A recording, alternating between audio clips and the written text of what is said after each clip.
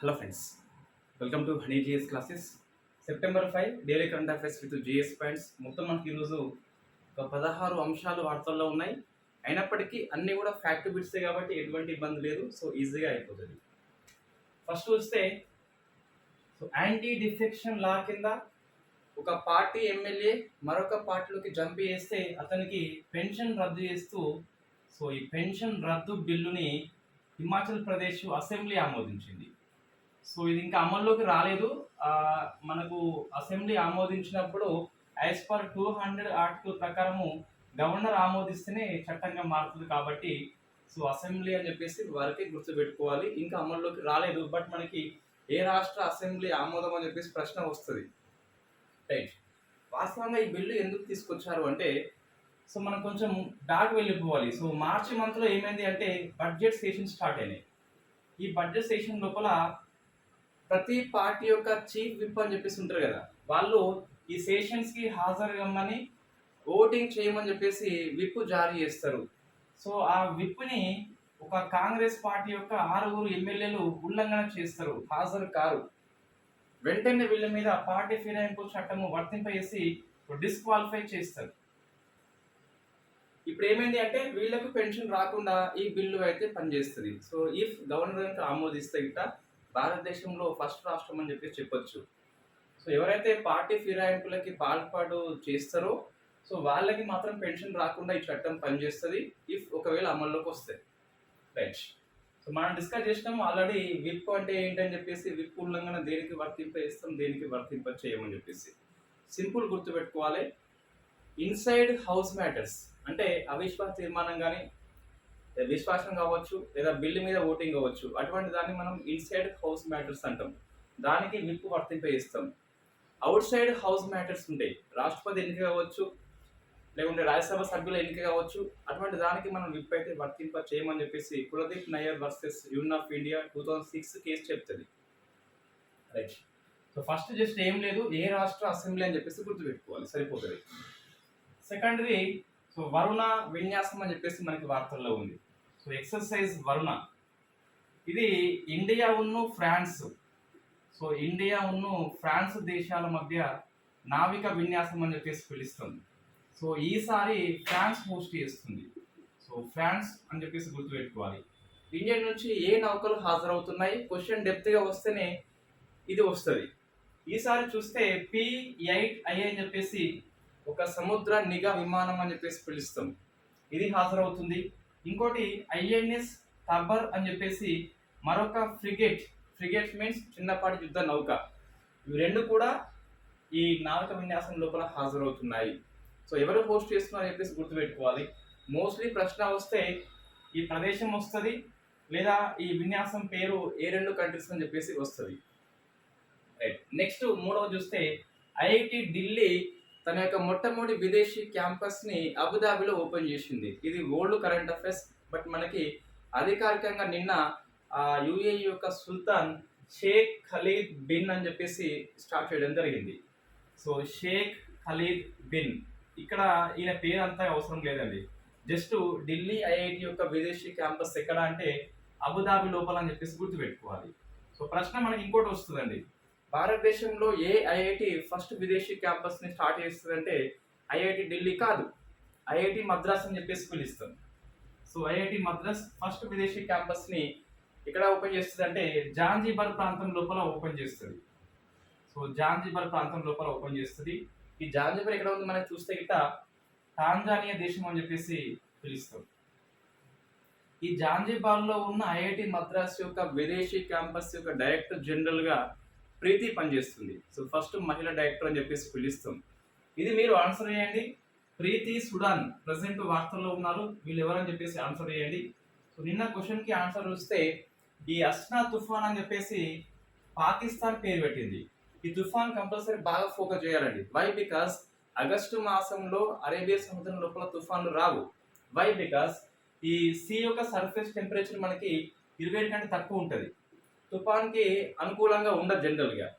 But తుఫాన్ ఏర్పడింది కాబట్టి అస్నా అని చెప్పేసి వెరీ ఫేమస్. అస్నా అంటే అర్థం ఏంటంటే మనకి ప్రశంసించదగినది, గుర్తింప చేయదగినని చెప్పేసి మనకి అర్థం వస్తుంది. సో గుర్తించదగినదని చెప్పేసి అర్థం వస్తుంది అన్నట్టు. ఇది బాగా ఫోకస్ చేయాలి. ఇంకో ప్రశ్న, రోమ్ శాసనాన్ని ఆమోదించిన ఇటీవల దేశం ఏంటి అంటే ఉక్రెయిన్ అండి.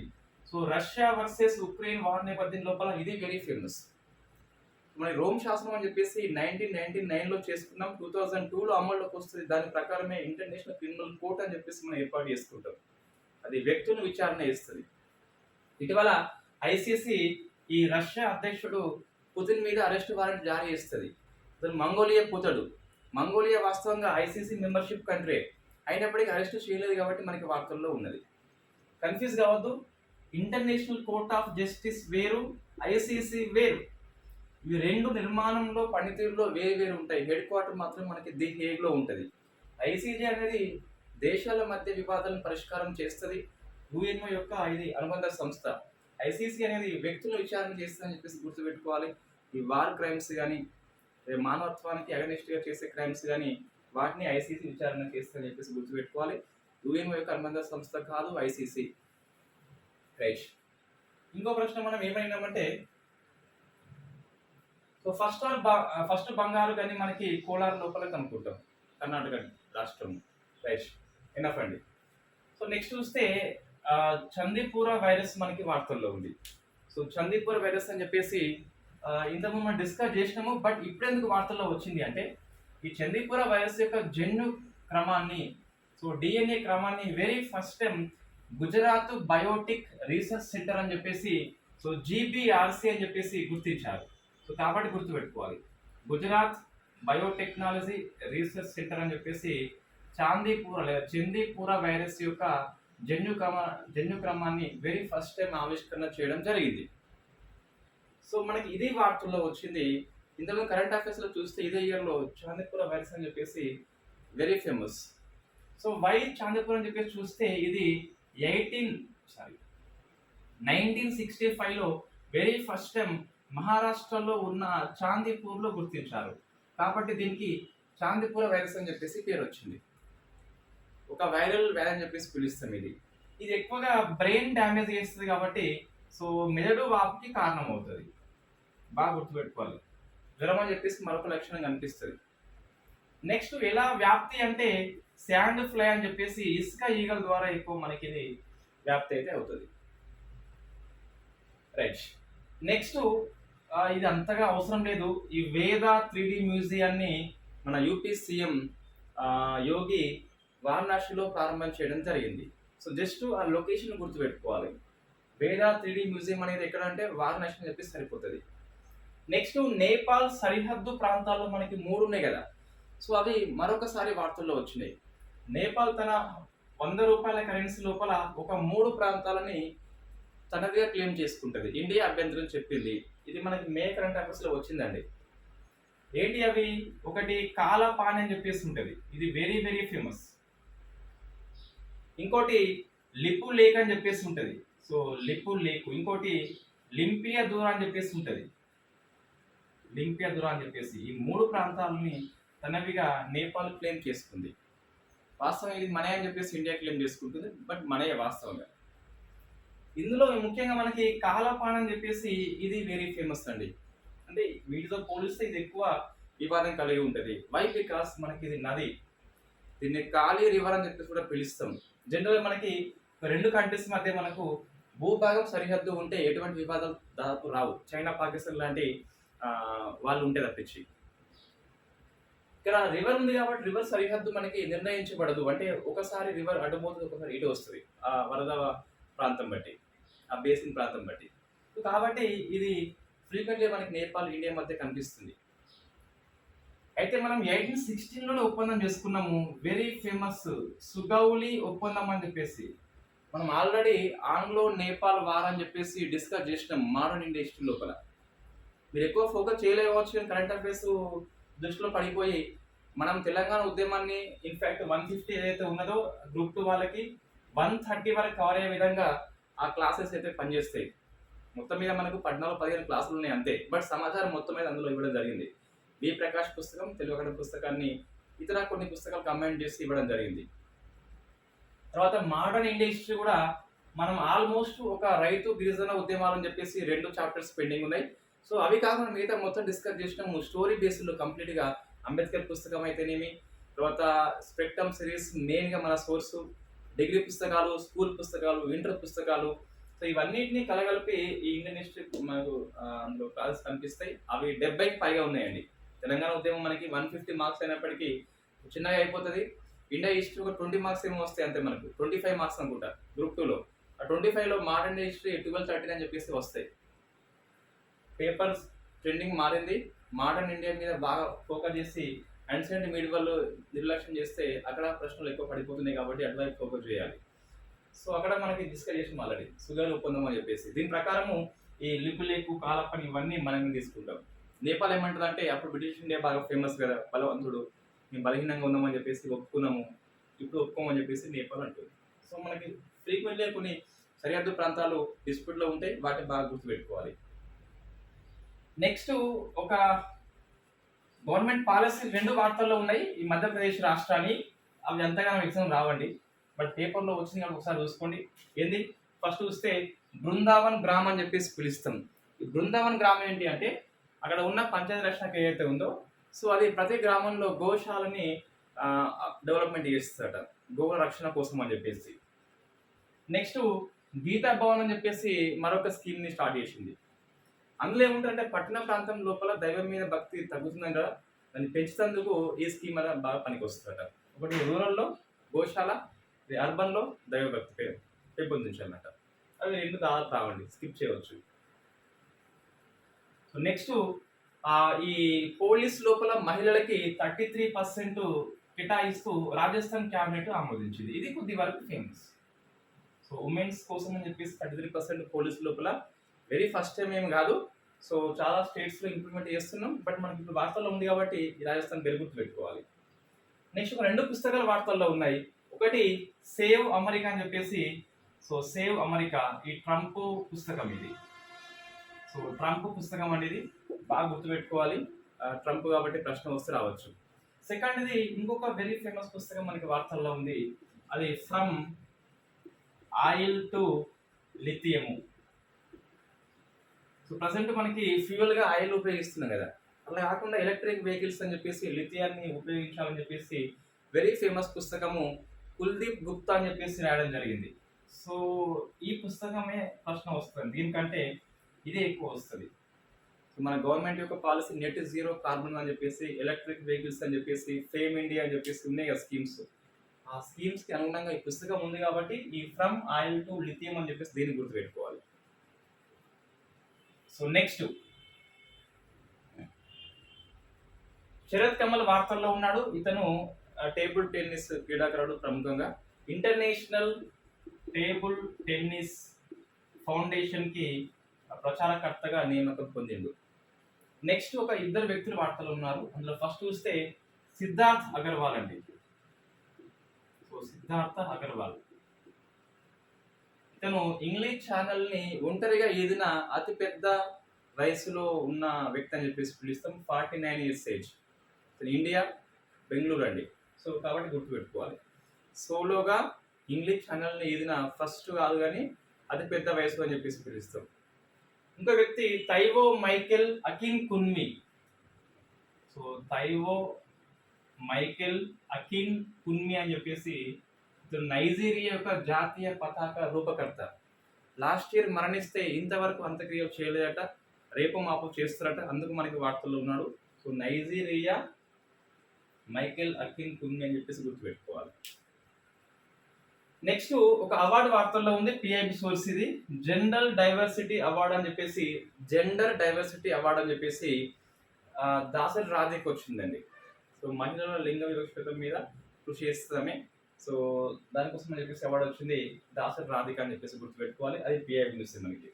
నెక్స్ట్ ఈ ప్లాస్టిక్ వ్యర్థాల మీద యూనివర్సిటీ ఆఫ్ లీడ్స్ అని చెప్పేసి రిపోర్ట్ ఇచ్చింది.